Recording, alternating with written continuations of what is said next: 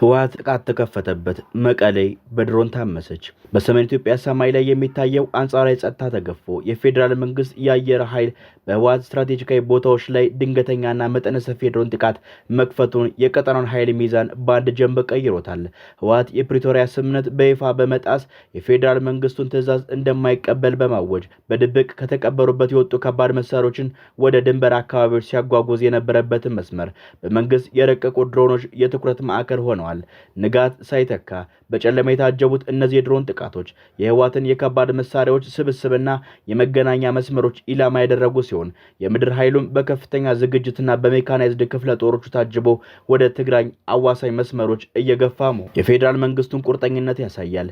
ይህ የወታደራዊ እርምጃ ጥንካሬ የህወሓት ጸረ ድሮን ታጥቀናል የሚልን የፉከራ መግለጫ ውድቅ የሚያደርግና የመከላከያ ኃይሉን የቴክኖሎጂ የበላይነት ዳግም ያረጋገጠ ክስተት ሆኗል። መንግስት የሀገሪቱን ሉዓላዊነትና የህዝቡን ደህንነት የማስከበር ግዴታ ነው በሚል የወሰደው ይህ ጥቃት በተለይም ከኤርትራ ኃይሎች ጋር በመተባበር በትግራይ ምድር የሚካሄዱ ስልጠናዎችንና የጦር ዝግጅቶችን ለማክሸፍ ያለመ እንደሆነ ይነገራል።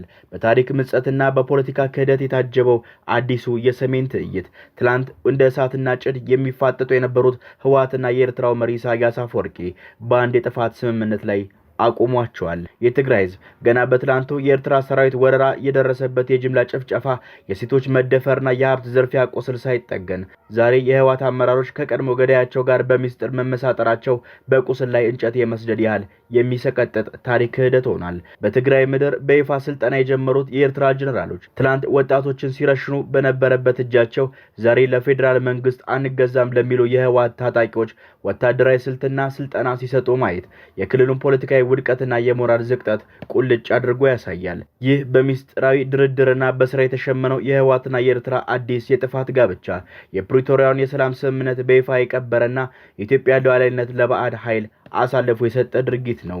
የፌዴራል መንግስቱ የላካቸው ከፍተኛ የታጠቁ ኃይሎች በትግራይ መግቢያ በሮች ላይ መድረሳቸውና አየር ጥቃቱ መቀጠሉ ህወሓት በጀመረውን ወታደራዊ እንቅስቃሴና የመፈንቅለ መንግስት ሙከራ በኃይል ለመቀልበስ የተወሰደ የማያዳገር እርምጃ መሆኑን ያመላክታል። በዚህ ምክንያት በትግራይ ውስጥ ያለው የፖለቲካ ትኩሳት ወደ ለየለት የጦርነት አውድማነት ተቀይሯል። የፌዴራል መንግስት የበላይነቱን ለመያዝ የወሰደው የኃይል እርምጃ ቀጠናውን በእጅጉ አንቀጥቅጦታል። የፕሪቶሪያ ተስፋ የነፈሰው ጭላንጭል ዛሬ በባሩ ጭስ ታፍኖ የትግራይ እናቶችን ዳግም በዋይታ ማቅ እያለበሰ ይገኛል። በህወሓት የውስጥ መዋቅር ውስጥ የነቀዘው የስልጣን ሽኩቻ ወደ ለየለት ወታደራዊ ፍጥጫ አብጦ ጀነራል ታደሰ ወረደን ከመንበሩ ለመጣል የሚደረገው የኃይል እርምጃ መቀሌን የጭንቀትና የሽብር ማዕከል አድርጓታል። በትግራይ ክልል ሰማይ ስር አዲስና አስጊ የጦርነት ደመና እያጠላ መሆኑን የሚጠቁሙ መረጃዎች እየወጡ ናቸው። በተለይም ጀነራል ታደሰ ወረደን ከስልጣን ለማንሳት የተጠነሰሰው ሴራ ተከትሎ የተቀሰቀሰው ወታደራዊ እንቅስቃሴ የፌዴራል መንግስቱን ትኩረት ወደ መቀሌ እንዲያዞር አስገድዶታል። የፌዴራል መንግስት ሁኔታውን በቅርበት ለመከታተልና ሊፈጠሩ የሚችሉ ስጋቶችን ለመቀነስ በክልሉ ላይ ሰፊ የድሮን አሰሳ እያከናወነ ሲሆን ይህን ተከትሎ ህወሓት በተመረጡ ስልታዊ ቦታዎች ላይ የጸረ ድሮን መሳሪያዎችን መትከሉን በይፋ አስታውቋል። ትላንት የፈሰሰውን የልጆቻቸውን ደም አፍሰው ሳይጨርሱ ዛሬ ደግሞ ጸረ ድሮን ታጥቀናል በሚል ትዕቢትና ተቀብረው በሚወጡ የብረት ዘንግ የቆሰለው ህዝብ ለማዳከም እልቂት በማዋለድ የታሪክ ቁልፍ የሞራል ውድቀትን ማሳያ ሆኗል። የህወሓት ድርጅት ህወሓት ከዚህ ቀደም በድብቅ የቀበራቸው የነበሩ ከባድ መሳሪያዎችን በማውጣትና ወደ ድንበር አካባቢዎች በማጓጓዝ ላይ መሆኑ ታውቋል። የፌዴራል መንግስቱን የድሮን የበላይነት ለመገዳደር የሚያስችል አቅም በእጃችን እንደሚገኝ በኩራት ቢገልጹም የፌዴራል መንግስት ግን ወደ ድንበር የሚጓዙትን ከባድ መሳሪያዎች ላይ ያነጣጠረ የድሮን ጥቃት መጀመሩ የሚጠቁሙ መረጃዎች እየወጡ ናቸው።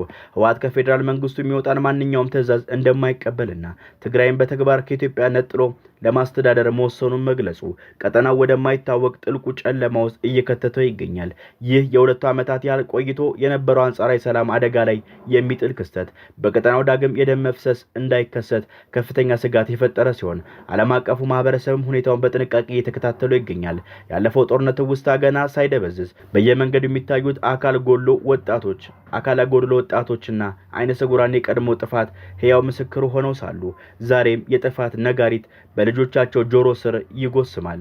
በትላንት ሙከራ ክብራቸው የተገሰሰ የጨለማ ቤት ውስጥ የማንነት ስብራት የደረሰባቸው የትግራይ ሴቶች ዛሬም ዳግም የኮቴ ድምጽና የጥይት ጩኸት ሲሰሙ በድንጋጤ ይሸበራሉ።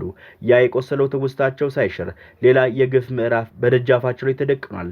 እናቶች የተረፈኝን ልጄን አትውሰዱብኝ በሚል የልመና ቃና ወደ ሰማይ አንጋጠው ቢጮሁም የስልጣን ጥመኞች ግን ሞትን መሳሪያ ከመሬት ውስጥ እየቆፈሩ የደም ግብዣውን አድሰዋል። ከሁሉ በላይ ልብ የሚሰብረውና የቀጠናው ፖለቲካ እርክስና የሚያሳየው ትላንት የትግራይን ህዝብ ቀንደኛ ጠላት የነበረው ኤርትራ መሪ ኢሳያስ አፈወርቂ ዛሬ የህወሓት የጥፋት ደጀን ሆኖ ብቅ ማለታቸው ነው። ያ የጅምላ ጭፍጨፋን ሲያደፋፍር የነበረው ኃይል ዛሬ ከኤርትራ ጀነራሎች አማካኝነት በትግራይ ምድር ወጣቶችን እያሰለጠነ ለሌላ እልቂት ሲዘጋጅ ማየት በቁስል ላይ እንጨት የመስደድ ያህል የሚቆሰቁስ የሚያቃጥል ትልቅ ግፍ ነው።